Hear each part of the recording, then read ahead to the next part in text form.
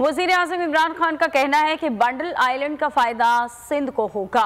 बाहर से लोग पैसे लगाने को तैयार हैं। वज़ीर आला सिंध अपने मौक़िफ़ पर नज़र सानी करें। सर्कुलर रेलवे के संगे बुनियाद की तकरीब से खिताब में इमरान खान ने कहा कि सियासी इख्तिलाफ़ात के बावजूद मुल्क और सिंध की खातिर मिलकर चलना होगा। कराची दुनिया से इन्वेस्टमेंट छीन सकता है। इस शहर की तरक्की का फ़ायदा पूरे मुल्क को होगा। खुशी है कि कराची ट्रांसफॉर्मेशन प्लान पर काम हो रहा है। उन्होंने कहा कि कराची में इंतशार 80 की दहाई में शुरू हुआ। बदकिस्मती से ट्रांसपोर्ट सिस्टम पर तवज्जो नहीं दी गई। सर्कुलर रेलवे सड़कों से ट्रैफिक का दबाव कम करेगा। उम्मीद है कि सिंध हुकूमत सर्कुलर रेलवे मंसूबे में ताउन करेगी। उन्होंने K4 मंसूबे के जरिए 2 साल में शहर को पानी की फराहमी की नवीद भी सुनाई।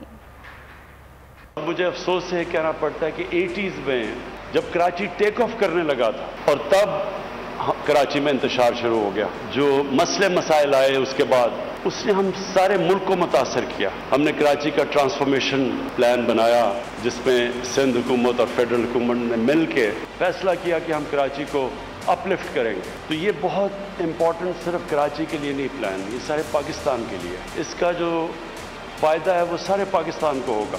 वो शहर है जो कि सारी दुनिया में से इन्वेस्टमेंट खींच सकता है, लेकिन उसके लिए बुनियादी इंफ्रास्ट्रक्चर की ज़रूरत है। चीफ मिनिस्टर सिंध बैठे हैं, मैं ये भी आपको कहूँगा कि इसको रिकन्सिडर करें। जो हम ये बंडल आइलैंड का प्रोजेक्ट है, इससे सारा फ़ायदा सिंध को है, प्रॉफिट सिंध को है, नौकरियां सिंध को मिलेंगी, कराची के ऊपर से प्रेशर उतरेगा।